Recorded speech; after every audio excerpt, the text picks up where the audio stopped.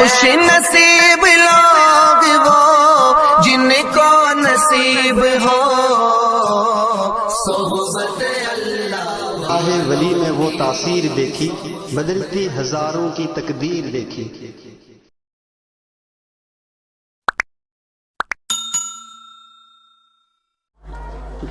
درود شریف پڑھ لیجیے۔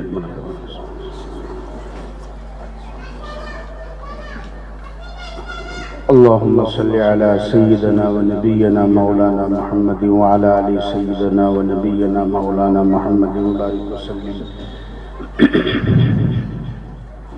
الحمد لله الحمد لله وحده والصلاة والسلام على من لا نبي بعده۔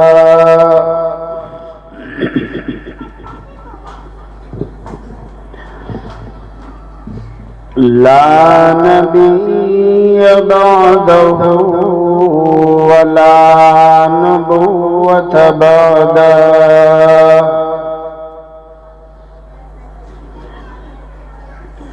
ولا رسول بعده ولا رسالة بعده۔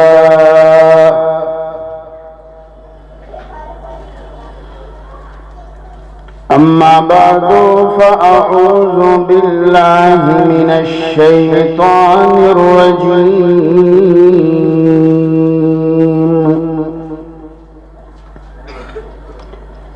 بسم الله الرحمن الرحيم۔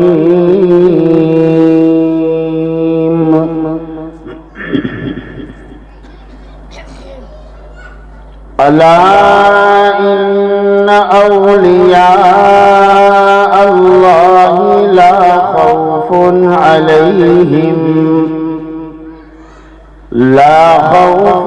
عليهم ولا هم يحزنون، الذين آمنوا وكانوا يتقون۔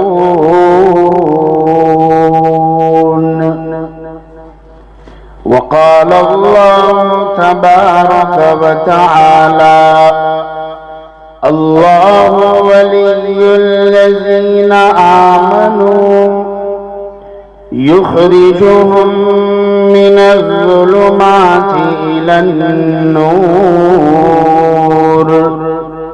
والذين كفروا أولياؤهم الطاغوت يخرجونهم من النور إلى الظلمات، أولئك أصحاب النار هم فيها خالدون۔ وقال الله تبارك وتعالى: ذلك بأن الله مولى الذين آمنوا وأن الكافرين لا مولى لهم۔ صدق الله مولانا العظيم۔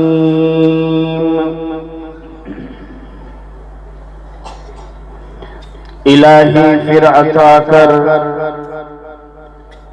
ہم کو ذوق درس قرآنی، نہ ہو رسوا الہی اب تو یہ شان مسلمانی۔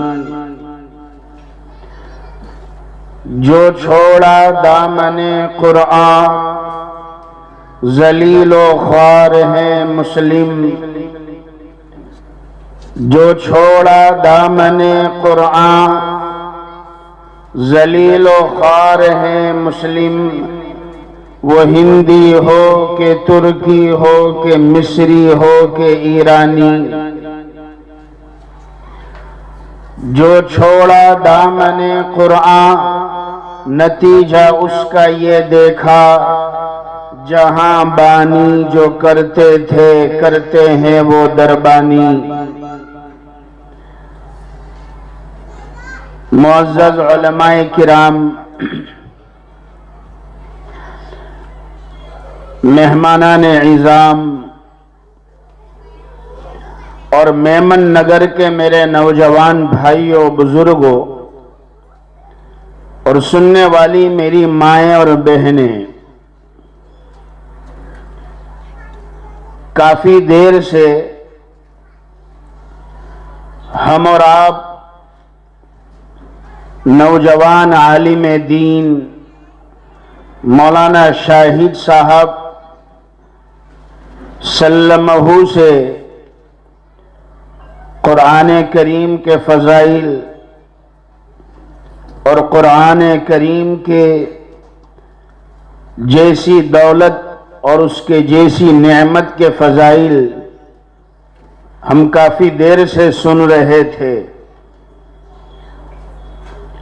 گھروں میں بھی آواز پہنچ رہی ہے، اور اب تو چینلوں کا زمانہ آ گیا ہے، گھر میں بیٹھ کر اطمینان سے ٹیک لگا کر دین کی بات سننے کا آج کل رواج بڑھتا جا رہا ہے۔ ہمارے بڑے مثال دیتے ہیں، میں گھروں میں بیٹھ کر سننے والوں سے کہنا چاہتا ہوں، یہ لاک ڈاؤن کے بعد سورت شہر کو خصوصاً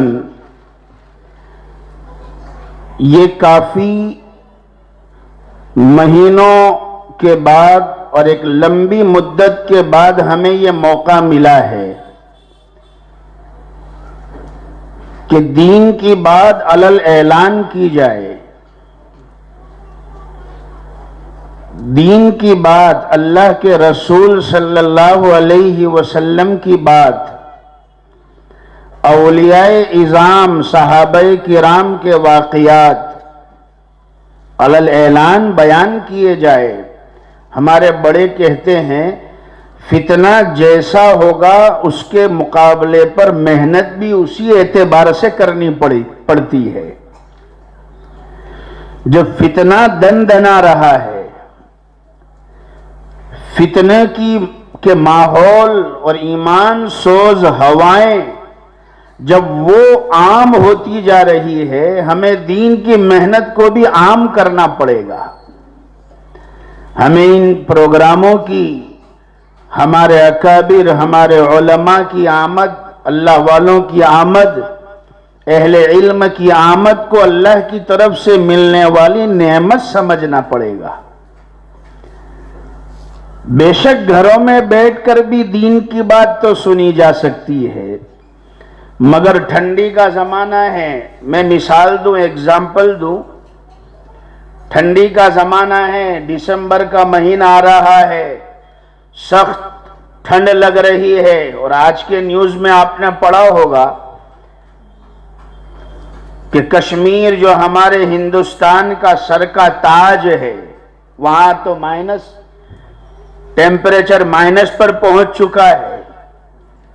اگر ایسا ماحول ہو جائے تو ہمیں آگ جلانی پڑتی ہے، ٹھنڈی کو دور کرنے کے لیے انتظام کرنے پڑتے ہیں۔ سخت سردی ہو اور آگ جلائی جائے مگر ہم آگ سے دور بیٹھے، آگ نظر آ رہی ہے مگر ہم آگ سے دور بیٹھے ہیں، ہوگا کیا کہ آگ کی روشنی تو پہنچے گی مگر گرمی نہیں پہنچے گی۔ اس آگ سے ہمیں جیسا نفع لینا چاہیے، جیسا فائدہ لینا چاہیے، ہم اس کو نہیں لے سکیں گے، اس لیے کہ ہم آگ سے دور بیٹھے ہیں۔ دین کی باتیں بے شک گھروں پر پہنچنا، گھروں تک اس کو پہنچانا، یہ بھی بہت بڑی اس وقت عبادت ہے، مگر جو فائدہ درکار ہے دینی ماحول میں، اس کے دائرے میں بیٹھ کر اس کا فائدہ الگ ہے۔ ماشاءاللہ ہمارے میمن کالونی کے نوجوان بڑے دھیان اور توجہ سے سن رہے ہیں. مجھے ہمارے میزبان نے وقت دے دیا ہے. انشاءاللہ العزیز جب وقت پورا ہو جائے گا میرا اسی پر میں اپنی بات کو ختم کر دوں گا. والد محترم بھی تشریف لا چکے ہیں. اب وہ عمر اور وہ طاقت نہیں ہے کہ جو بدن کو ساتھ دے، لہذا بڑی ہمت دلا کر ہمارے میزبان نے اور جو واسطہ بنے ہیں ہمارے سلیمان بھائی وریاء والے مولانا عبد الرحمن صاحب، ان کے ذریعے سے ہمارے رضوان بھائی اور ان کے بھائی ساجد صاحب جو خاص دائی ہے، انہوں نے کہا تھوڑی دیر بھی والد محترم، تھوڑی دیر بھی اگر 5 منٹ بھی نصیحت کر دے اور دعا کر دے تو انشاءاللہ ہم سمجھیں گے ہمارا پروگرام کامیاب ہو گئے. اسی نیت سے تشریف بھی لائے ہیں. انشاءاللہ آخر میں کچھ نصیحت فرما کر دعا کر دیں گے. میں نے موقع اور محل کو سامنے رکھتے ہوئے قرآن کریم کی چند آیات کا سہارا لیا ہے. کچھ 2-4 ضروری باتیں عرض کر دوں گا.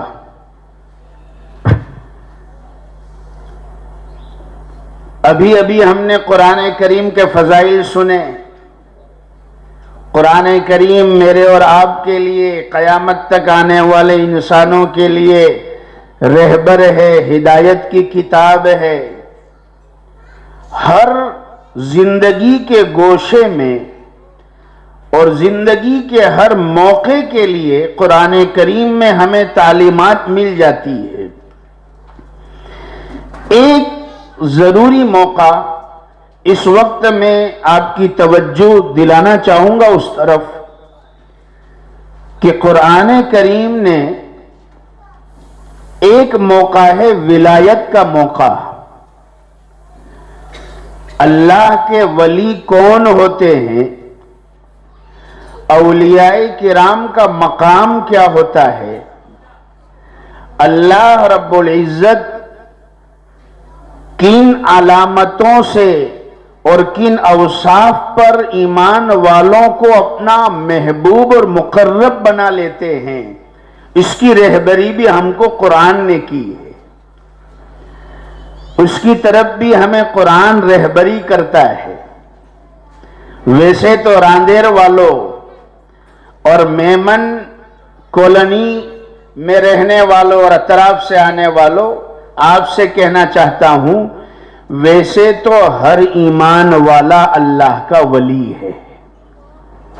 یاد رکھے، ہر ایمان والا، ہر کلمہ گو مسلمان، مرد عورت جوان بوڑھا، ہر ایک سب اللہ کے ولی ہے. قرآن کریم کی جو آیت میں نے پڑھی ہے، اللہ رب العزت ارشاد فرماتے ہیں، اللہ ولی الذین آمنوا یخرجهم من الظلمات الى النور والذین کفروا اولیاؤهم الطاغوت یخرجونهم من النور الى الظلمات. بے شک اللہ سبحانہ و تعالی ولی ہے ایمان والوں کا. اللہ ولی الذین آمنوا، اللہ سبحانہ و تعالی ایمان والوں کے ولی ہے. مولانا ولی کا معنی کیا، ولی کا میننگ کیا ہوتا ہے؟ اگر ہم عربی ڈکشنری میں ولی کا ترجمہ تلاش کریں گے تو ہمیں کئی معنی ملیں گے. ایک معنی نہیں ملے گا، بہت سارے معنی ملیں گے. ولی کے الگ الگ میننگ ہیں، الگ الگ معنی ہیں. ایک معنی تو یہ ہے مددگار ہونا، ایک معنی یہ ہے کہ مددگار ہے، ولی کا معنی، اور یہاں پر اس آیت میں وہی معنی مراد ہے۔ اللہ سبحانہ و تعالی ایمان والوں کے ولی ہے۔ اس کا مطلب یہ ہے کہ اس کائنات میں ایمان والوں کا اگر کوئی مددگار ہے تو وہ صرف اور صرف اللہ رب العزت کی ذات ہے۔ یہ ہمارے ایمان کا تقاضا ہے۔ آج ہم اپنے نوجوانوں کے چہروں پر، آج ہم اپنی قوم کے چہروں پر مردگی دیکھ رہے ہیں، افسردگی دیکھ رہے ہیں۔ آج کا مسلمان احساس کمتری میں مبتلا ہوتا جا رہا ہے، دباؤ اور تناؤ کا شکار ہوتا جا رہا ہے۔ میرے بھائی اور بزرگوں، یہ شیطان کا کام ہے، ہمارے ایمان کو کمزور کر رہا ہے۔ جتنا ہم قرآن پڑھیں گے، جتنا قرآن سنیں گے، جتنا ہم اپنے آپ کو قرآن سے قریب کریں گے، اتنا ہی ایمان والے کا ایمان مضبوط ہوتا جائے گا۔ شیطان کا کام ہے، وہ ہمارے ایمان پر حملہ کرتا ہے، وہ ہمیں ڈراتا ہے۔ مومن کا کام ڈرنا نہیں ہے۔ اگر ایمان والے کے پاس ایمان ہے اور اللہ پر کامل یقین اور بھروسہ ہے تو شیطان کے ڈر میں ایمان والا نہیں آتا، وہ ڈرتا نہیں ہے۔ ڈرانے والوں کے، مکاروں کے مکروں سے، ڈرانے والوں کے ڈرانے سے ڈرتا نہیں ہے۔ جب ایمان کامل ہو جاتا ہے، اللہ کہتے ہیں کہ ایمان والوں کا مددگار تو اللہ ہے۔ حالات دنیا میں آئے، اتار چڑھاؤ دنیا نے دیکھا، کبھی خوشی، کبھی غم،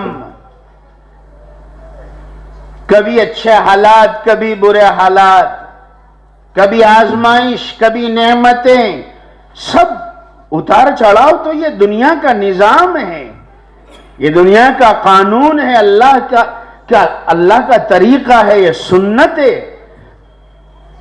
آزمایا جائے گا، تمہارا امتحان لیا جائے گا۔ اگر ان امتحان میں ڈھیلے پڑ گئے تو دجال کا فتنہ تو بڑا خطرناک آنے والا ہے۔ اگر اس میں ہمارے پیر ڈھیلے ہو گئے، اس میں ہماری زبان کے بول ہلکے ہو گئے، ہمارا ایمان ہلکا ہو گیا اور بے قیمت ہو گیا، اور اگر ہمیں اپنے ایمان کی قدر نکل گئی تو پھر وہ خطرناک حالات جو آنے والے، کتنے خطرناک، کہ دجال اپنے ساتھ روٹیوں کے ٹوکرے اور روٹیوں کے خزانے، نعمتوں کے خزانے لے کر چلے گا۔ جو میری مانے گا اسے روٹی ملے گی، جو میری مخالفت کرے گا اسے سزا ملے گی۔ ابھی وہ صحابی کا واقعہ سنایا مولانا شاہد صاحب نے۔ یہ بیان اسی لیے ہوتے ہیں،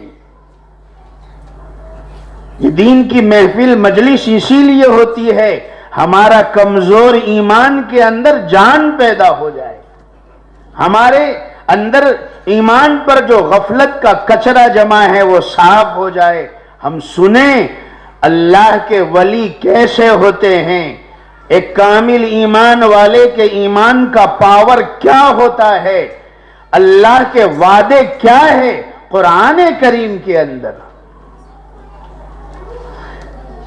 کتنا صاف اعلان ہے اللہ کا، کتنا صاف۔ ذَلِكَ بِأَنَّ اللَّهَ مَوْلَى الَّذِينَ آمَنُوا وَأَنَّ الْكَافِرِينَ لَا مَوْلَى لَهُمْ۔ ایمان والوں کا مددگار تو اللہ ہے، اہل ایمان کی مدد کرنے والا تو آسمان اور زمین کا مالک ہے، مگر جن کے پاس ایمان نہیں ہے، جن کے پاس کلمہ نہیں ہے، جن کے پاس اللہ کی وحدانیت کا اقرار نہیں ہے، ان کا کوئی مددگار نہیں ہے، نہ دنیا میں نہ آخرت میں، دنیا میں بھی نہیں۔ اللہ ولی الذین آمنوا، اللہ ایمان والوں کا مددگار ہے۔ ولی کا معنی یہ ہوتا ہے، اسی لیے اہل ایمان کو چاہیے ایمان والے کی زبان پر اگر المدد کا نعرہ ہو یا المدد کا دعویٰ ہو تو وہ صرف اللہ سبحانہ و تعالی کے نام کے ساتھ ہو، یا اللہ المدد۔ ایمان والے کا نعرہ یہ ہوتا ہے، ہر تنگی میں، ہر تکلیف میں اللہ سے مانگے اور اسی کو کرتا دھرتا سمجھے۔ المدد کہنے کے قابل صرف اور صرف اللہ کی ذات ہے۔ اللہ ایمان والوں کے ولی ہے۔ اسی آیت سے علماء مفسرین نے یہاں بات لکھی ہے کہ اللہ ایمان والوں کے ولی ہے تو ہر ایمان والا بھی اللہ کا ولی ہے، ہر ایمان والا۔ میمن کالونی والے، میمن سوسائٹی والے شاید مجھے بیان کے بعد کوئی سوال کرے کہ مولانا یہ بات ہماری سمجھ میں نہیں آئی، ہر ایمان والا اللہ کا ولی، تو وہ جو بڑے بڑے اولیاء کرام گزرے ہیں، حضرت جنید بغدادی رحمت اللہ علیہ، حضرت سید الطائفہ سید الاولیاء حضرت عبد القادر جیلانی، محبوب سبحانی رحمت اللہ علیہ، ولی ہند حضرت خواجہ معین الدین اجمیری سنجری چشتی رحمت اللہ علیہ، یہ بھی اللہ کے ولی تھے۔ ہر ایمان والا بھی اللہ کا ولی ہے، مگر فرق دونوں کے بیچ میں بہت بڑا ہے، اور وہ فرق یہ ہے، یہاں ہمارے سامنے لائٹ جل رہی ہے، وولٹیج کافی تیز وولٹیج کی لائٹ ہے، اس کا کرنٹ زیادہ ہے، یہ بھی لائٹ ہے، اور ایک لائٹ ہے جو رات میں ہم جلاتے ہیں، والد محترم اکثر مثال دیا کرتے ہیں، ایک لائٹ وہ ہے جو رات کے وقت جلاتے جس کو ہم کہتے ہیں ڈیم لائٹ، وہ ڈیم لائٹ وہ بھی ایسی اللہ کی بندی ایسی ہے کہ کبھی آتی ہے کبھی اڑ جاتی ہے، کبھی کرنٹ آیا تو آتی ہے، کرنٹ چلا گیا تو وہ بھی اڑ جاتی ہے تو وہ بھی لائٹ اور یہ بھی لائٹ ہے، مگر فرمایا دونوں لائٹوں میں زمین اور آسمان کا فرق ہے، اس میں وولٹیج کم ہے، اس میں پاور زیادہ ہے۔ اللہ کے ولیوں کے پاس جو ولایت ہوتی ہے وہ ولایت کا ٹاپ لیول ہوتا ہے، اعلیٰ قسم کا کرنٹ ہوتا ہے، اور عام ایمان والے میں جو ولایت ہوتی ہے وہ ایسی ہوتی ہے جیسے ڈم لائٹ ہوتی ہے، کرنٹ آتا ہے تو آتی ہے، کرنٹ جاتا ہے تو چلی جاتی ہے، جمعہ آتا ہے تو آتی ہے، جمعہ کا دن آیا، جمعہ کا وقت آیا تو کرنٹ آیا تو آ جاتی ہے، یہ بھی مسجد میں آ جاتا ہے، اور جیسے جمعہ گیا وہ ٹوپی اتار کے جو رکھی کباڑ کے اندر، جو ٹوپی رکھی تو ایسی رکھی کہ اب تجھے آئندہ جمعہ کو میں نکالوں گا، اس سے پہلے نہیں، آئندہ جمعہ کو نکالوں گا۔ مولانا نے ایک شعر پڑھا تھا، میں بھی وہ سنا دوں، آج ہماری حالت یہ ہے، جس دور پہ نازا کی دنیا، ہم اب وہ زمانہ بھول گئے، غیروں کی کہانی یاد رہی، ہم اپنا فسانہ بھول گئے، غیروں کی کہانی یاد رہی، ہم اپنا فسانہ بھول گئے، منہ دیکھ لیا آئینے میں، پر داغ نہ دیکھے سینے میں، منہ دیکھ لیا آئینے میں، پر داغ نہ دیکھے سینے میں، جی ایسا لگایا جینے میں، مرنے کو مسلمان بھول گئے، جی ایسا لگایا جینے میں، مرنے کو مسلمان بھول گئے۔ کون کہتا ہے مسلمان پریشان ہے؟ کون کہتا ہے؟ ارے مسلمانوں کو صبح کے وقت دیکھو، ان کے محلوں کو دیکھو، سوسائٹیوں کو دیکھو، فجر میں آرام سے نماز کے وقت میں بڑا سناٹا ہے اور اطمینان سے سوئے ہوئے ہیں۔ کون کہتا ہے مسلمان پریشان ہے؟ جس نے بھی کہا بڑا اچھا کہا۔ حقیقت میں حالات یہی ہے، ایک قدم آگے بڑھانے کو ہمیں موقع نہیں دیا جا رہا ہے۔ حالات ایسے ہیں، چاروں طرف سے بھیچا جا رہا ہے، اور مسلمان ہے کہ خواب غفلت میں سویا ہے۔ دل میں تڑپ ہوتی، راتوں کی نیند حرام ہو جاتی، تختے تیار کر دیے جا چکے ہیں، قبر کے گھڑے کھود دیے جا چکے ہیں، اس پر نشان لگا دیا گیا ہے، مگر قبر میں سونے والا دیکھو خواب غفلت میں سویا ہے۔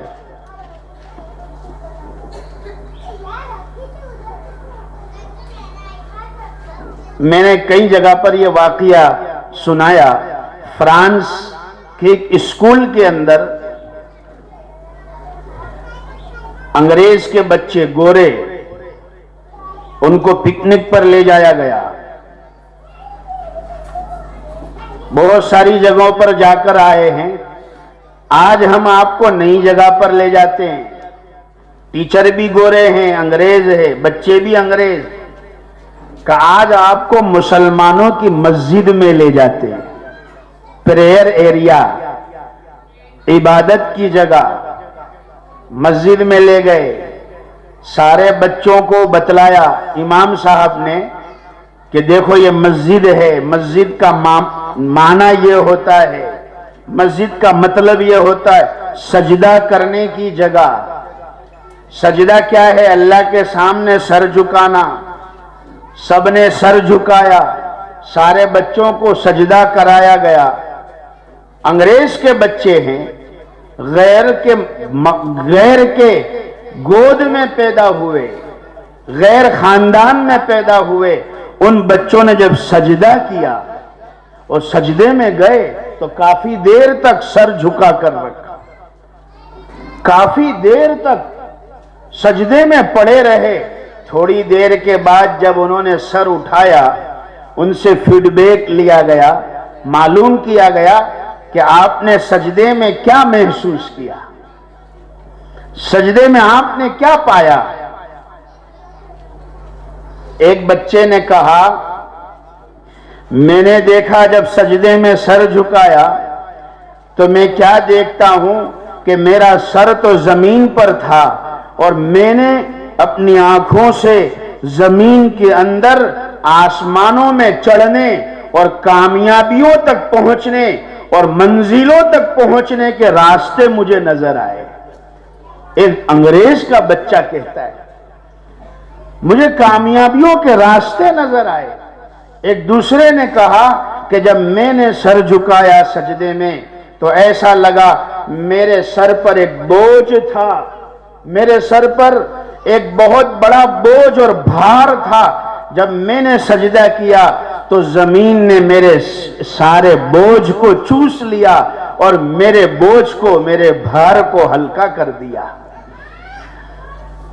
سنی نہ مصر و فلسطین میں وہ عزا میں نے دیا تھا جس نے پہاڑوں کو رأسِ شیماب، وہ نماز جس سے روئے زمین کانپ جاتی تھی آج اسی کو ترستے ہیں منبر و محراب۔ ہم ہماری تہذیب کو چھوڑ کر، ہمارے طریقے کو چھوڑ کر، ہمارے دین کو چھوڑ کر، اللہ کے احکامات کو چھوڑ کر اگر ہم دنیا میں چین حاصل کرنا چاہے کبھی بھی چین نہیں مل سکتا ہے، کبھی بھی چین نہیں مل سکتا۔ صبح کا وقت ہے اور مسجد خالی ہے، ایک اپارٹمنٹ کے نیچے ہم کھڑے ہو جائے اور وہاں کھڑے ہو کر دیکھے فجر کی اذان کے بعد کتنے لوگ یہاں سے نکلتے ہیں، اترتے ہیں، ہمیں احساس ہوگا ایک بڑا علاقہ ہے، محلہ ہے، مسلمانوں کا علاقہ ہے، مگر فجر کی نماز کے وقت جب اللہ کی نصرت اور مدد اتاری جاتی ہے اس وقت ہمارا نوجوان سویا ہوا ہے۔ میں پھر سے کہہ دوں، میں پھر سے پڑھوں، منہ دیکھ لیا آئینے میں پر داغ نہ دیکھے سینے میں، جی ایسا لگایا جینے میں مرنے کو مسلمان بھول گئے، انگریزی پڑھائی بچوں کو قرآن پڑھانا بھول گئے، ایک لخت شریعت یاد رہا احکام شریعت بھول گئے۔ مجھے ایک ہی بات سمجھانی ہے کہ ہر ایمان والا اللہ کا ولی ہے بے شک، مگر اولیاء کرام کے پاس جو ولایت کا درجہ ہوتا ہے وہ اعلیٰ درجہ ہے، اور عام ایمان والے کے پاس ولایت کا ادنا درجہ ہے۔ ایک مثال ہمارے بڑے دیتے ہیں، یہاں پر دو آدمی ہیں، ندی پار کرنی ہے، کوئی سہارا نہیں ہے، تیر کر جانا ہے، دونوں ندی کے اندر اترتے ہیں، ایک تیرنا جانتا ہے دوسرا نہیں جانتا، جو جانتا ہے تیرنا وہ تیرتے ہوئے منزل مقصود تک سامنے والے کنارے تک پہنچ جاتا ہے، جو نہیں جانتا وہ ہاتھ پیر ضرور مارتا ہے مگر آگے بڑھنے کی ہمت نہیں ہوتی، جہاں ہوتا ہے وہیں کھڑا رہتا ہے۔ جسے تیرنا آتا ہے وہ کنارے پر پہنچ جاتا ہے، جہاں پہنچنا ہے دوسرے کنارے پر، جسے نہیں آتا وہ بھی کنارے پر ہے مگر اس کنارے پر ہے۔ فرمایا کنارے کے اعتبار سے دونوں برابر ہے، وہ بھی کنارے پر ہے یہ بھی کنارے پر ہے، مگر جسے تیرنا آتا تھا وہ وہاں پہنچا ہے جہاں پہنچنا چاہیے، وہ اس لیول پر ہے، اور جسے تیرنا نہیں آتا وہ بھی کنارے پر ہے مگر وہ ابتدا میں ہے، ابھی وہ وہاں تک نہیں پہنچا ہے جہاں پہنچنا چاہیے۔ اللہ والے اولیاء کرام اس درجے پر ہوتے ہیں، اسی آخری درجے کو قرآن کریم نے بیان کیا، وہی آخری لیول اہل اللہ کا۔ فرمایا الا ان اولیاء اللہ لا خوف علیہم ولا هم يحزنون الذین آمنوا وكانوا يتقون۔ اے لوگو سن لو، جو اللہ کے ولی ہوتے ہیں، جو اللہ کے برگزیدہ بندے ہوتے ہیں، انہیں کوئی خوف نہیں ہوتا۔ سورت والو، میمن نگر والو، اللہ کا کامل ایمان والا بندہ اور بندی ہے، اسے کسی خوف دلانے والے کا خوف نہیں ہوتا، اس کا ایمان کامل ہوتا ہے، اس کا یقین اللہ پر ہوتا ہے، چاہے پوری دنیا ایک ہو جائے، مجھے نقصان پہنچانے پر آ جائے، مگر اللہ نے میرے مقدر میں نقصان نہیں لکھا ہے، پوری دنیا مل کر مجھے نقصان نہیں پہنچا سکتی۔ ان پر کوئی خوف نہیں ہوتا، کوئی غم نہیں، نہ دنیا میں نہ آخرت میں۔ اور میرے اور آپ کے آقا صلی اللہ علیہ وسلم نے ارشاد فرمایا کہ ایک دل میں دو ڈر کبھی بھی جمع نہیں ہو سکتے، یاد رکھنا۔ ایک دل میں، جس دل میں اللہ کا ڈر ہوگا، اس دل میں مخلوق کا ڈر اللہ نکال دیں گے، مخلوق کا ڈر نہیں ہوگا۔ اور جس دل میں مخلوق کا ڈر ہوگا تو پھر اللہ کا ڈر اس دل کے اندر داخل نہیں ہوگا۔ اور اللہ کا ڈر، اللہ کا خوف کتنی بڑی نعمت ہے، یہ تو مطلوب ہے، یہ تو پسندیدہ ہے۔ دباؤ اور تناؤ کے دو قسم بتائی جاتی ہے، سائیکولوجی پڑھانے والے جانتے ہیں، اسٹریس کی بھی دو قسم ہوتی ہے، ایک ہوتا ہے یوسٹریس اور ایک ہوتا ہے ڈسٹریس، یعنی ایک دباؤ مطلوبہ ہوتا ہے اور ایک دباؤ ہوتا ہے غیر مطلوبہ۔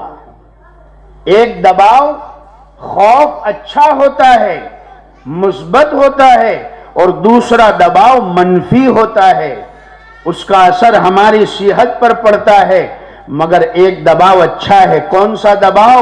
کہ اللہ کا ڈر، اللہ کا خوف، یہ مثبت دباؤ ہے۔ اگر اللہ کا ڈر دل میں آتا ہے تو دل کے اندر چین اور سکون آتا ہے۔ ہمارے بزرگوں نے بڑی اچھی مثال دی، فرماتے ہیں مخلوق کا ڈر اور اللہ کا ڈر، ان دونوں میں زمین اور آسمان کا فرق ہے۔ مخلوق کا ڈر ہوتا ہے، پولیس کا ڈر ہے، چور کا ڈر ہے، اور کسی محکمے کا ڈر ہے، تو آدمی بے چین رہتا ہے، راتوں کو نیند نہیں آتی، پیسہ ادھر سے ادھر چھپاتا پھرتا ہے، کہاں رکھے، ڈر ہے، دنیا کا ڈر ہے، مخلوق کا ڈر ہے، بے چینی آتی ہے۔ مگر اللہ کا ڈر ہوتا ہے تو فرمایا کہ وہ چین لے کر آتا ہے، وہ سکون لے کر آتا ہے، وہ اطمینان لے کر آتا ہے، اس لیے کہ اللہ کا ڈر تو مطلوبہ ہے۔ جتنے انبیاء علیہم السلام آئے دنیا میں، انہوں نے انسانوں کی ہدایت اور انسانوں کی رہبری کے لیے کسی چیز کو اگر بنیاد بنایا تو وہ اللہ کے ڈر کو بنیاد بنایا۔ یاد رکھے، نبیوں نے امتوں کی اصلاح کے لیے قانون کو بنیاد نہیں بنایا، اس لیے کہ قانون، اگر ایک آدمی بند کمرے میں ہے، کون سا قانون دیکھنے والا ہے؟ ایک آدمی جنگل میں ہے، تنہائی میں ہے، کون اسے دیکھنے والا ہے؟ مگر نبیوں نے قانون کو بنیاد نہیں بنایا، انسانوں کی اصلاح کی بنیاد اللہ کے ڈر کو بنایا، کہ قانون چاہے دیکھے یا نہ دیکھے، اللہ کی ذات ہے جو تجھے ہر وقت دیکھ رہی۔ اسی لیے قرآن کریم نے اللہ سے ڈرنے والوں کو ڈبل انعام کے وعدے فرمائے، ہر چیز ڈبل ملے گی۔ مطیع فرما بردار کو جو چیز ملے گی، اللہ سے ڈرنے والوں کو ڈبل ملے گی۔ قرآن کہتا ہے،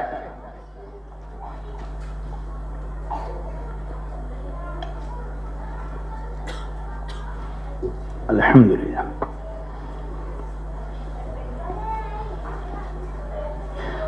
سورہ رحمان، اللہ رب العزت ارشاد فرماتے ہیں، وَلِمَنْ خَافَ مَقَامَ رَبِّهِ جَنَّتَانِ فَبِأَيِّ آلَاءِ رَبِّكُمَا تُكَذِّبَانِ۔ جو لوگ دنیا میں اللہ سے ڈرنے والے تھے،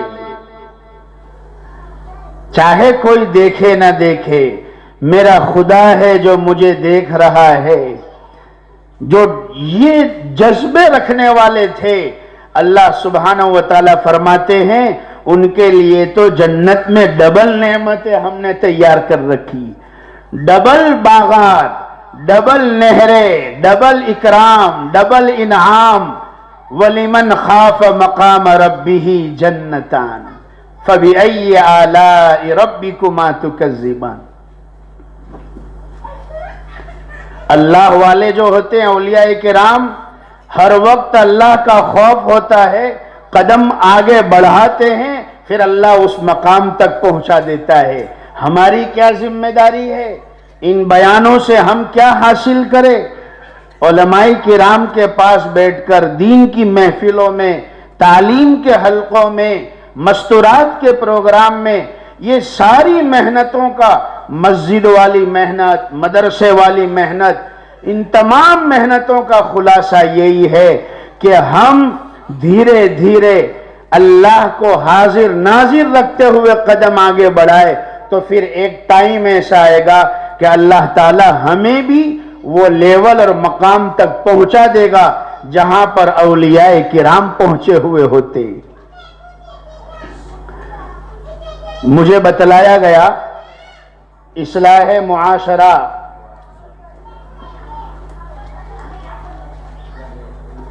اصلاح معاشرہ کے عنوان پر یہ پروگرام رکھا گیا ہے۔ میرا آدھا وقت ختم ہو گیا، ابھی آپ کو اور آدھا مجھے برداشت کرنا باقی ہے۔ اصلاح معاشرہ، ماشاءاللہ ماں بہنیں بھی سن رہی ہے، اتنا اچھا موقع کیوں ہاتھ سے جانے دوں۔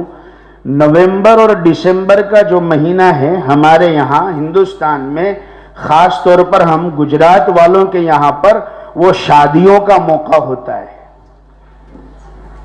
شادیاں کافی ہوتی ہے، رشتے ہوتے ہیں، منگنیاں ہوتی ہے، دعوت ہوتی ہے۔ اس سلسلے میں چونکہ میں نے پرچے میں پڑھا اصلاح معاشرہ، اگر میں اصلاح معاشرہ کی کوئی بات نہیں کہوں گا تو ہو سکتا ہے ہمارے میزبان ناراض ہو جائے، اور یہ میرا اخلاقی فریضہ بھی ہے۔ اس سلسلے میں سب سے پہلے تو ایک بات یہ سمجھے، میری ماں بہنیں خاص طور پر توجہ دیں، نکاح اور شادی سے پہلے رشتے تلاش کیے جاتے ہیں ہمارے معاشرے میں سبھی جگہ پر۔ کچھ جگہ پر ایسا ہوتا ہے کہ لڑکے والے خود آگے چل کر لڑکی تلاش کرتے ہیں، کہیں ایسا ہوتا ہے کہ لڑکی کے والدین یعنی لڑکی والے وہ رشتہ تلاش کرتے ہیں، اور دونوں کر سکتے ہیں۔ اگر اللہ نے اولاد دی ہے، صاحب اولاد بنایا ہے، کسی کو صرف لڑکے ہی لڑکے دیے، کسی کو صرف لڑکیاں ہی دی، کسی کو لڑکی لڑکے دونوں دے دیے، قرآن کہتا ہے، اللہ کا اعلان ہے، پیغام ہے، يَهَبُ لِمَن يَشَاءُ إِنَاثًا وَيَهَبُ لِمَن يَشَاءُ الذُّكُرَ أَوْ يُزَوِّجُهُمْ ذُكْرَانًا وَإِنَاثًا۔ وہ چاہتا ہے جسے لڑکیاں دیتا ہے، جسے چاہتا ہے لڑکے ہی دیتا ہے، اور وہ جسے چاہتا ہے لڑکے لڑکیاں دونوں دیتا ہے۔ اور ماشاءاللہ میاں بھائیوں کے یہاں تو اللہ کا فضل ہوتا ہے، ذالک فضل اللہ یؤتیہ من یشاء۔ 10 سال پہلے بھی آئے تھے تو بھی کہا مولانا دعا کرو، گھر میں امید ہے۔ 10 سال کے بعد آئے تو بھی پتا چلا کہ امید ہے۔ اچھی بات ہے بھائی، اللہ کا فضل ہے، جب وہ دے رہا ہے تو ہم کیوں بخیلی کرے، ہم کیوں کنجوسی کرے؟ آتی ہے تو آنے دے، اللہ ہی کی طرف سے ملتا ہے۔ حضرت مولانا ابراہیم صاحب دیولوی دامت برکاتہم مد اللہ ذلہ ایک موقع پر ہمارے مرکز پر فرمایا تھا کہ میرے ایک دوست ہے، ان کے 18 بیٹے ہیں۔ حضرت مولانا فرماتے کہ میرے دوست ہے، ان کے 18 بیٹے ہیں۔ اللہ اکبر، 18 بیٹے۔ میں تو دھیرے سے بول رہا ہوں اس لیے کہ اگر کوئی الذین کفروا سن لے گا تو وہ تو یہیں راندیر سے میرے خیال سے 60 کلومیٹر دور بھاگ جائے گا کہ وہ ان کے اندر ایسے ایسے بھی کلاکار لوگ موجود ہیں، ایسے ایسے بھی رستم موجود ہے۔ 18 بچے، اور وہ بھی اللہ کا بندہ ایسا تھا کہ اس نے نام بھی ایسے رکھے تھے، کسی کا نام عنایت الہی، کسی کا نام فضل الہی، کسی کا نام رحمت الہی، کسی کا نام نعمت الہی، کسی کا نام برکت الہی۔ مولانا نے کہا کہ اب 19واں بیٹا ہو تو نام رکھنا بس الہی، اب 19واں ہو تو یہ نام رکھیو بھائی بس الہی۔ اللہم حوالینا ولا علینا، اے اللہ اب یہ نعمت وہاں بھیج دے جہاں نہیں ہے، جہاں بالکل نہیں ہے، بارش کا قطرہ بھی نہیں ہے، وہاں بھیج دے یہ نعمت۔ اب یہ دعا کریو تو الحمدللہ ہمارے یہاں ذالک فضل اللہ ہوتا ہے۔ لڑکے بھی اللہ نے دیے، لڑکی بھی اللہ نے دی۔ جب جوانی کی عمر کو پہنچتے ہیں، رشتے کا موقع آیا، لڑکی والے بھی رشتہ تلاش کر سکتے ہیں۔ یہ ہمارے سماج کے اندر ایک بہت بڑی برائی چل رہی ہے جس کی طرف میں توجہ دلانا چاہتا ہوں۔ ہماری شریعت تو یہ کہتی ہے کہ لڑکا لڑکی جب نکاح کی عمر کو پہنچ جائے ان کا نکاح کرنے میں جلدی کرو۔ کچھ چیزیں ایسی ہیں شریعت نے فرمایا کہ اس میں جلدی کی جائے۔ فرماتے ہیں اجلوا بالصلاة قبل الفوت وعجلوا بالتوبة قبل الموت۔ نماز کا وقت نکل جائے اس سے پہلے ادا کرنے میں جلدی کرو، موت آئے اس سے پہلے توبہ کرنے میں جلدی کرو۔ کسی سے قرض لیا ہے، ادھار لیا ہے، اور جتنی مدت کا لیا ہے جب وقت آ جائے تو ادا کرنے میں جلدی کرو۔ ہاں، ادھار قرض کسی سے معاف نہیں ہوتا، یاد رکھنا، چاہے کتنا ہی بڑے خاندان کا کیوں نہ ہو، کتنا ہی پہنچا ہوا کیوں نہ ہو، قرض یہ مخلوق کا حق ہے۔ اگر جب تک وہ معاف نہیں کرے گا وہاں تک اللہ بھی معاف نہیں کرتا۔ ہمارے معاشرے کے اندر ہیں معاملات کی کیا حالت ہے ہم جانتے ہیں۔ کس کا دیا ہے تو ان کا دیں گے، اوپر سے یہ کہتا ہے کہ کس کا دیا ہے تو ان کا دیں گے، اس کی ٹوپی اس کے سر اور اس کی ٹوپی اس کے سر۔ پرائے مال کو اپنا سمجھے اور حرام کو بھی حلال جانے، کرے گناہ اور کمال سمجھے، بتاؤ دنیا میں کیا رہا ہے۔ بھائی کا اب ہے بھائی رہزن، حقیقی بیٹی ہے ماں کی دشمن، پسر نے چھوڑا پدر کا دامن، بہن کو بھائی ستا رہا ہے۔ رئیس کرتے ہیں چورا چوری، فریب حاصل ہے پوری پوری، غریب کی دیکھو سینہ زوری، امیر کی دیکھو سینہ زوری، غریب کا دل دکھا رہا ہے۔ خبر حدیثوں میں جس کی آئی وہی زمانہ اب آ رہا ہے، زمین بھی تیور بدل رہی ہے، فلک بھی آنکھیں دکھا رہا ہے۔ کس کا دیا ہے تو ان کا دیں گے، اوپر سے یہ کہتا ہے، اور زیادہ اگر فورس کرو تو کیا کہتا ہے، تمہارے تو دودھ میں دھو کے دیں گے، تمہارے تو ایسے دیں گے، دودھ میں دھو کے نچوڑ کے دیں گے، پر دیں گے کون سے وقت دیں گے؟ اللہ کے بندے وہ تو بتا دے، تاریخ کا وہ سال تو بتا دے، وہ کیلنڈر تو بتا دے، مہینے کی 33 تاریخ کو دے گا کہ 34 تاریخ کو دے گا، اور سال کا 13واں مہینہ ہوگا کہ 14واں مہینہ، وہ کب آئے گا؟ قرض اگر لیا ہے جتنے وقت کے لیا ہے، فرمایا وقت آ جائے جلدی کر دو۔ نمبر 5، جب لڑکے لڑکی کی شادی کی عمر ہو جائے، رشتے کی عمر ہو جائے، فرمایا ان کا نکاح کرنے میں جلدی کرو، دیر مت کرو۔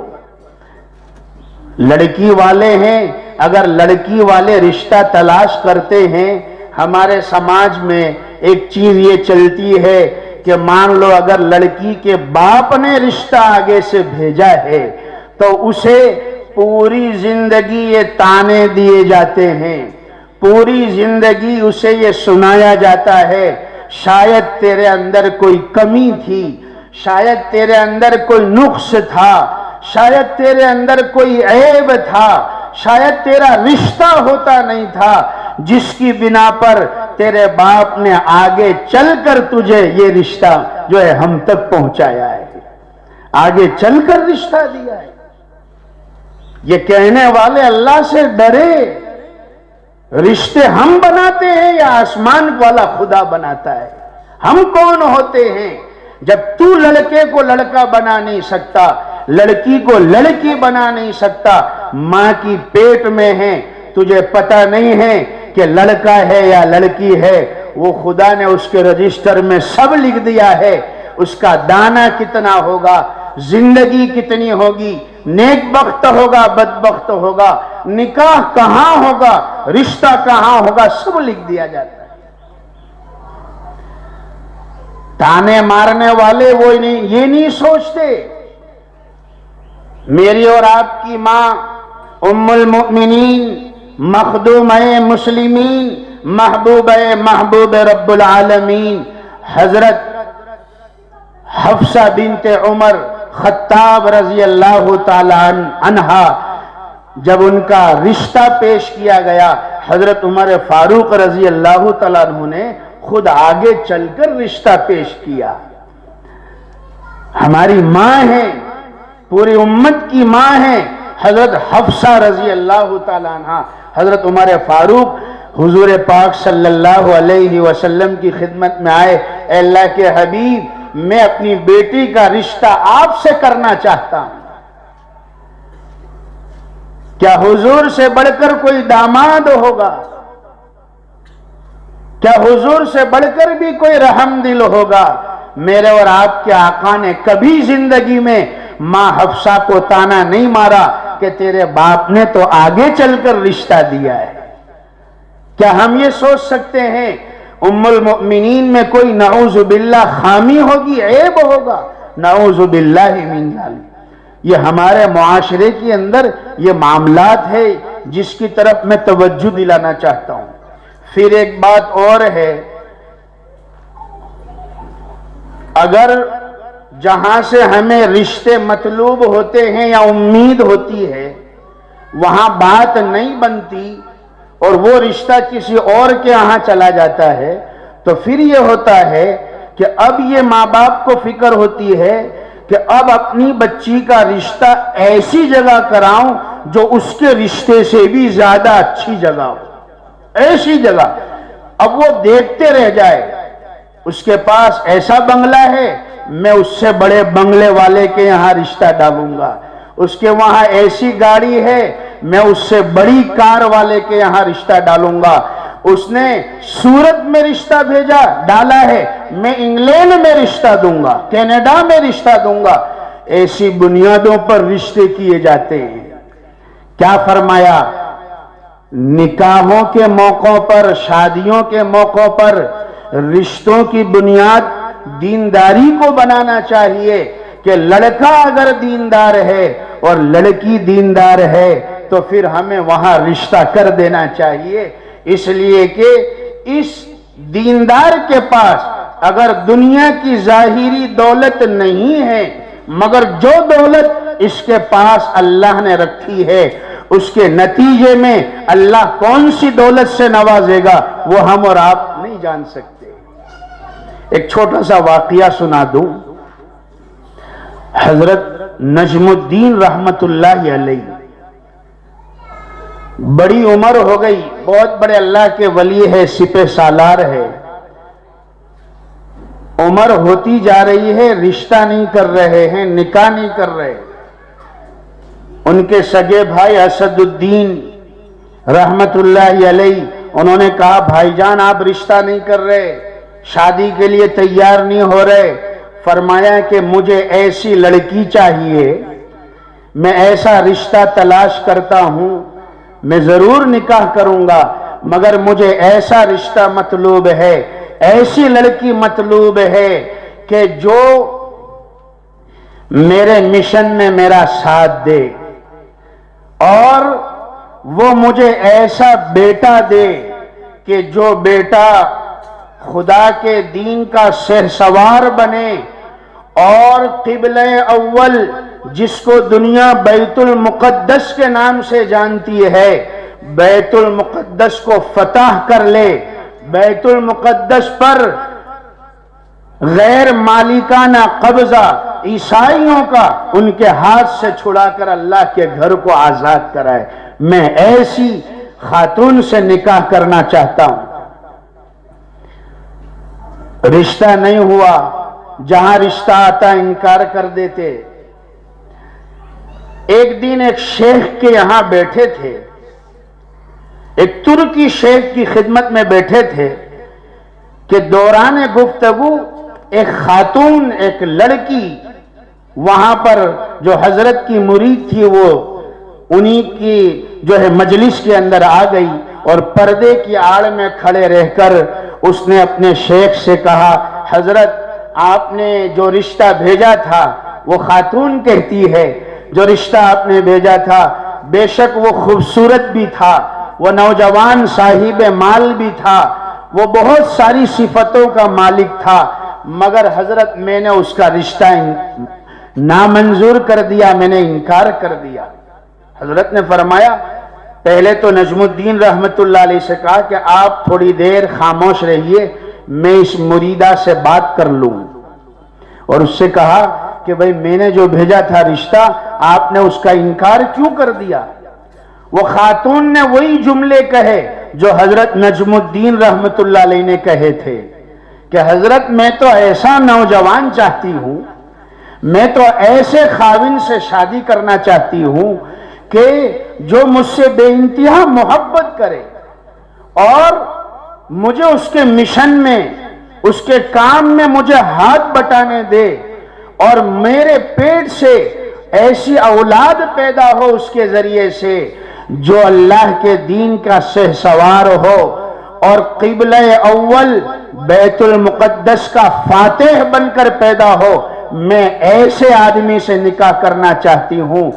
حضرت ابھی تو کچھ کہے، اس سے پہلے حضرت شیخ نجم الدین رحمت اللہ علیہ تھے، انہوں نے فوراً حضرت سے کہا کہ حضرت میں اس خاتون سے، اس لڑکی سے نکاح کرنا چاہتا ہوں، اس لیے کہ جو اس کی سوچ ہے وہ میری سوچ ہے، جو میری دل کے خیالات ہے اور جو میرے دل کے جذبات ہے وہی خیالات اور جذبات اس کے بھی ہے۔ خیر رشتہ ہو گیا، اللہ نے اولاد سے نوازا۔ آپ جانتے ہو اللہ نے اس دینداری کی نسبت پر، اس خیر خواہی کی نسبت پر، دینداری اور نیک نیتی کی نسبت پر اللہ نے جو اولاد دی وہ کون تھے؟ وہ اور کوئی نہیں، حضرت صلاح الدین ایوبی رحمت اللہ علیہ ان ماں باپ سے پیدا ہوئے، ان کے پیٹ سے پیدا ہوئے، جن کا نام حضرت یوسف تھا۔ حضرت سلطان صلاح الدین یوسف ابن ایوب ایوبی رحمت اللہ علیہ وہ شخص ہے اور مرد مجاہد ہے، وہ نوجوان مومن ہے اور وہ اللہ کا ولی ہے، جن کے ہاتھوں اللہ نے قبلہ اول بیت المقدس کو فتح کیا، تو ایسا فتح کیا، ایسا فتح کیا، 750 سال، 761 سال تک مسجد اقصی بیت المقدس مسلمانوں کے قبضے میں رہا۔ پھر کسی کو ہمت نہ ہو سکی، اور کیسے کیسا نام تھا سلطان صلاح الدین ایوبی کا، وہ کیسا مرد مجاہد تھا کہ جب اس دھرتی پر، اس ہندوستان پر انگریز آیا اور انگریز نے غاصبانہ قبضہ کیا اس ملک پر اور یہاں کے ہر محکمے پر قبضہ کیا، تو انگریز نے تعلیمی سینٹروں پر بھی قبضہ کر لیا، جگہ جگہ کالج بنا دی، یونیورسٹیاں بنائیں، اسکولیں بنائیں، اور ان کا ناظم تعلیمات تھا جس کا نام سر میکالے تھا۔ اس سر میکالے نے یہ کہا کہ میں نے ایسے سینٹر ہندوستان میں قائم کر دیے ہیں، ایسے تعلیمی ادارے قائم کیے ہیں جس میں پڑھنے والا بچہ نیشنلٹی کے حساب سے تو انڈین ہوگا، جنسیت کے اعتبار سے تو ہندوستانی ہوگا، قومیت کے اعتبار سے، مگر اس کی سوچ انگریز کی ہوگی۔ اور اس نے کہا کہ اب میری ان اداروں سے اور میرے ان سینٹروں سے پیدا ہونے والے تعلیم یافتہ لوگ، ان میں سے کوئی ایسا نہیں ہوگا جو سلطان صلاح الدین ایوبی جیسا کردار اپنا کر دکھائے، کوئی ایسا نہیں پیدا ہوگا۔ میرے بھائی اور بزرگوں، مجھے یہ عرض کرنا ہے کہ ہمیں آج اصلاح معاشرے کے نام پر ایک چیز میں خاص طور پر توجہ دینی ہے، اور وہ کیا ہے کہ ہم اپنے بچوں کے نکاحوں پر تھوڑا سا غور کریں، رشتے تلاش کرنے میں، رشتوں کو ڈھونڈنے میں۔ مسلم پرسنل لا بورڈ ہو، ہماری جتنی تحریکات ہے، جمعیت علماء ہند ہو، مسلم پرسنل لا بورڈ ہو، ہمارے تحریک دارالعلوم دیوبند ہو، تحریک دعوت و تبلیغ ہو، سب کی اور اکابروں کی ایک ہی آواز ہے کہ ہم اپنی طاقتوں کو غیر ضروری چیزوں میں ضائع نہ کرے، اپنے مالوں کو ضائع نہ کرے، اپنی طاقتوں کو ضائع نہ کرے، اپنے مالوں کو صحیح جگہ پر لگائے، اپنی جوانیوں کو صحیح جگہ پر لگائے۔ منگنی ہو جاتی ہے۔ ایک بات یہ بھی ہوتی ہے ہمارے معاشرے میں کہ ہم اس کو ہاف میریج سے تعبیر کرتے ہیں۔ کیا کہتے ہیں کہ ہاف میریج، منگنی کو ہم نے نام دے دیا ہے ہاف میریج، اور ہاف یعنی 50%، ہاف یعنی 50% ہوتا ہے۔ تو اب یہ 50% کی وجہ سے ہمارے نوجوان غلط فہمی میں مبتلا ہوتے ہیں کہ میں 50% تک تو پہنچ چکا ہوں، لہذا 50% تک کے معاملات میرے لیے درست ہے، اب میرے لیے ایک دوسرے کا آپس میں باتیں کرنا، موبائل پر چیٹنگ کرنا، وار تہواروں میں گھومنے جانا اور نہ جانے کیا کیا خرافات، اس کو ہم جائز سمجھتے ہیں۔ یہ بھی اصلاح معاشرے میں ضروری ہے کہ جب تک ایک نوجوان اپنی دلہن کو جب تک اپنی زبان سے قبول نہیں کرتا اور وہ خاتون اپنی ذات کو اپنے شوہر کے لیے جو ہے حلال نہیں کرتی، وہاں تک یہ دونوں ایک دوسرے کے لیے حلال نہیں ہوتے۔ جب تک لفظ قبول نہیں کہتے وہاں تک ایسے ہی اجنبی ہے جیسے پہلے اجنبی تھے۔ پھر منگنیاں، بعض منگنیاں تو شادی سے بھی بڑی اوپر ہوتی ہے، عاشق کا جنازہ ہے، ذرا دھوم سے نکلے۔ منگنیوں میں بھی بارات جاتی ہے، اب تک تو سنا تھا کہ شادی کی بارات ہوتی ہے، مگر اب تو ایک جگہ سے کنکوتری آئی کہ منگنی میں جانے کی بارات کی دعوت۔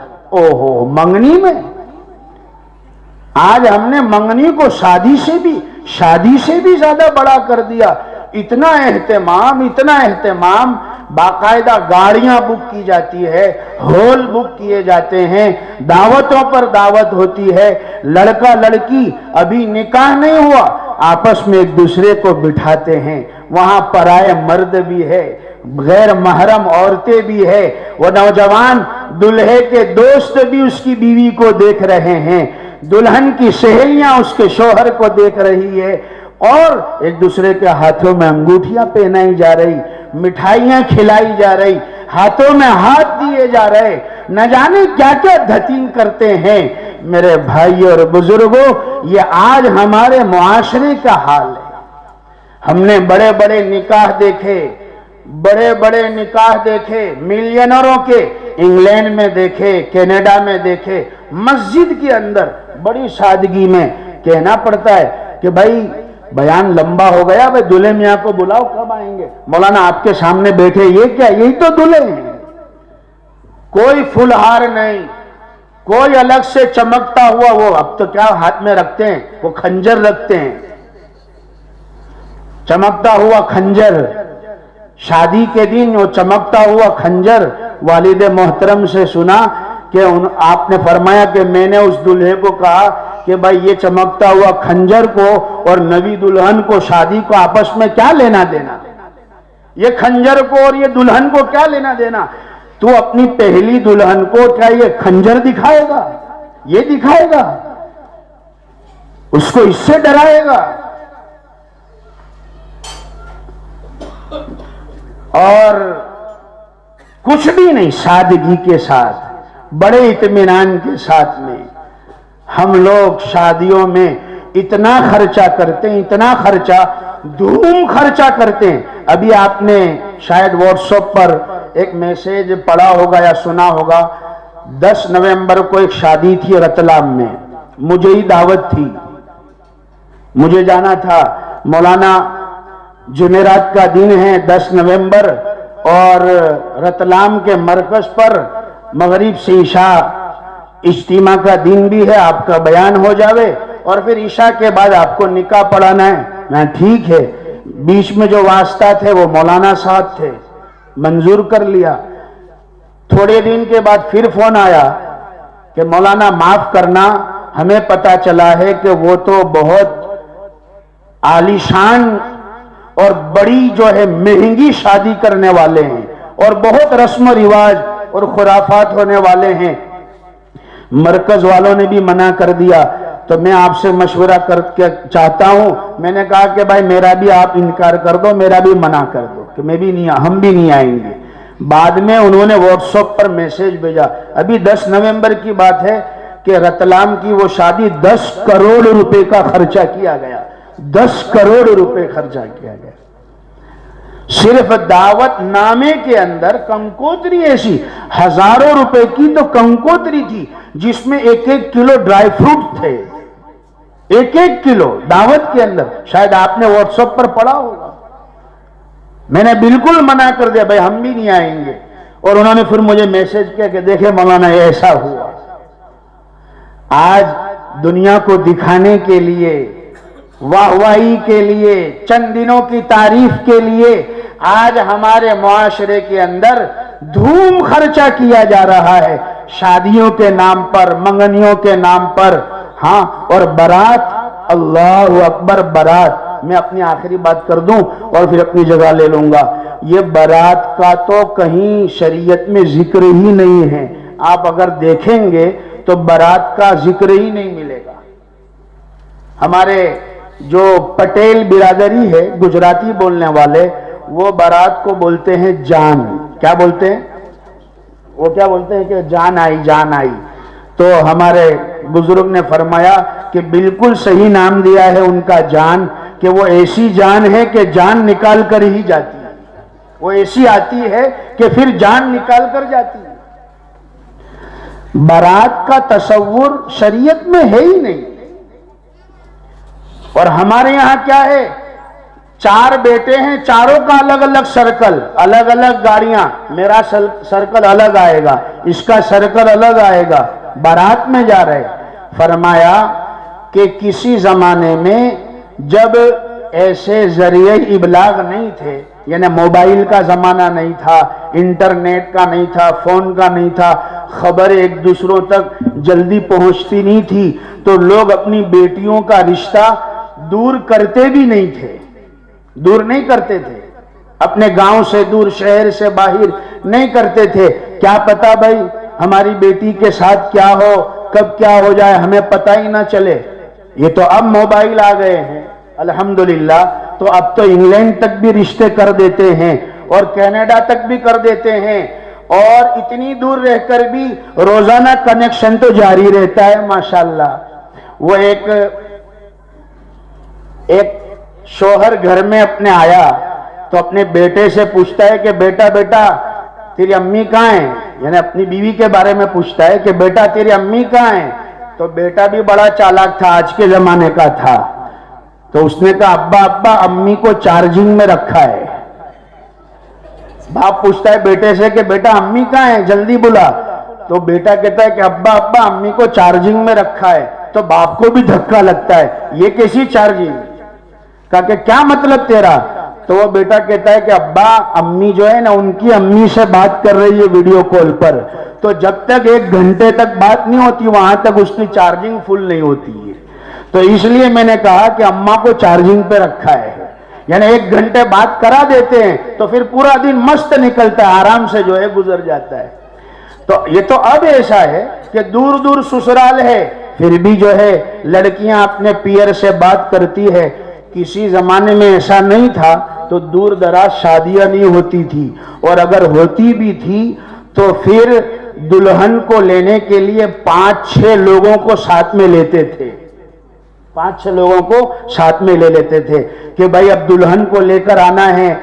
فاسٹ سواریاں تو ہے نہیں، دور دراز کا سفر ہے، گاڑوں پر اور جو ہے گھوڑا گاڑیوں پر، بڑد گاڑوں پر آنا ہے، اور پھر دلہن کے اوپر کچھ سونا بھی ہوگا، کچھ جہیز اور سامان بھی ہوگا.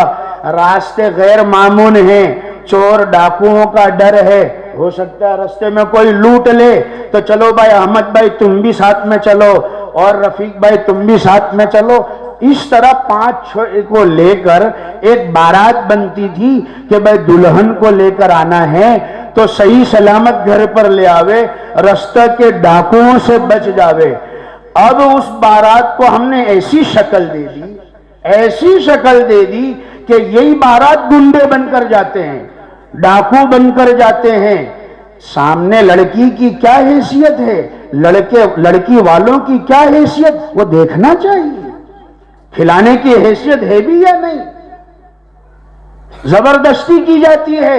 100 لوگ تو آئیں گے ہمارے، 200 لوگ تو آئیں گے، بھائی آپ دیکھ لو، تھوڑے بہت آ جاؤ مختصر. کہ نہیں بھائی ہمارے ہاں پہلا کاج ہے، پہلی شادی ہے، سب ناراض ہو جائیں گے، ہمیں سب کو گننا پڑے گا، آپ ان کو کھانا کھلا دیں.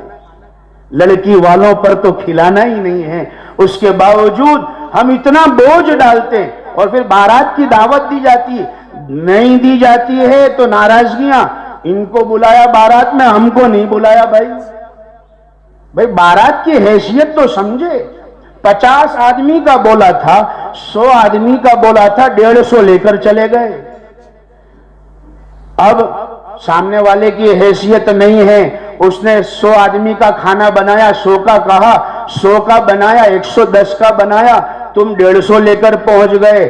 فرمایا علماء کرام نے، مفتیان کرام نے، یہ جو 50 بغیر دعوت کے گئے ہیں، آقا فرماتے ہیں جو کسی کے گھر میں بغیر دعوت کا پہنچتا ہے، داخل ہوتا ہے چور بن کر اور نکلتا ہے تو لٹیرا بن کر نکلتا ہے.